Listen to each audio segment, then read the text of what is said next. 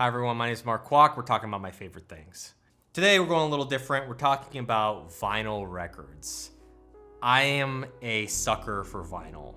A lot of you guys know I love sound and audio and stuff. And as part of that journey, you're inevitably going to deal with vinyl.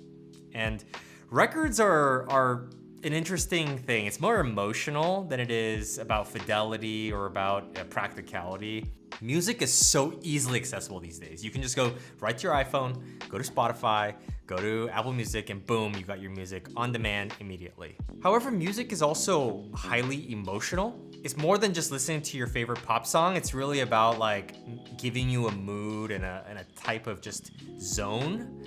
And so for me, vinyl records helps make that emotion a little bit more potent. And the tactile element of just choosing an album, pulling it out, putting it onto the record, and then putting the needle on and then listening it that way. There's something almost therapeutic about that experience. And so that's why I love vinyl records. For me, the main reason I listen to vinyl is so that I can relax.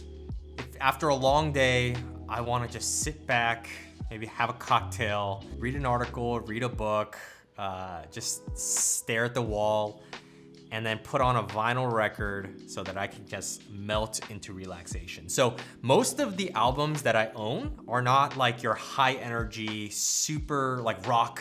The majority of my albums are actually more like jazz or classical or blues or something like that. So I want to talk to you about 3 albums that I think, in case that's also your use case and what you want to do with vinyl records, I want to talk about 3 albums today that I think are a great starting place. So the very first album is probably the most iconic album in all of jazz, and that is Miles Davis' Kind of Blue. If you know about jazz, you know how iconic this album is. Even if you don't know anything about jazz, you've probably heard of Miles Davis and maybe even the album Kind of Blue. This is one of the best trumpet players to ever play, one of the best jazz players to ever play, and this is his statement album. It's accessible. It's not like super crazy. Like some jazz, like a lot of people don't like it because it's like, and it's like your brain is melting. But this is accessible and it's a great album, and it's about as iconic as any album out there. So if you have a record collection, you undoubtedly have this album. It's like, it's one-to-one. You have this album. So for that reason, I can't leave this out of the list. I would highly recommend getting Kind of Blue by Miles Davis. The second album is a lot more modern. It's called Coming Home by Leon Bridges. This is a modern album and a modern artist, but what's really cool about this album is that his style of music harkens back to kind of like that Motown, blues, earlier, maybe 60s, 70s music. What's also really great about this is that since it's a modern album, if you do have that dinner party one day, people will probably recognize the songs here, like Coming Home or River. Like, these are really popular songs.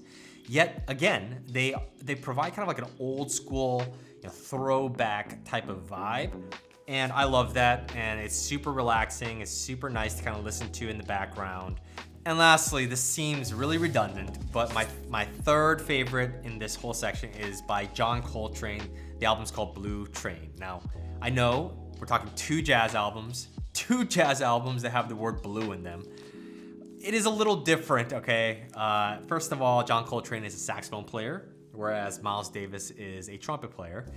John Coltrane and Miles Davis together are probably 2 out of the top 3 most famous jazz players of all time. So if you don't know anything about jazz, you should at least know about this guy, John Coltrane. I also happen to play sax for about 10 years, so this is particularly close to home.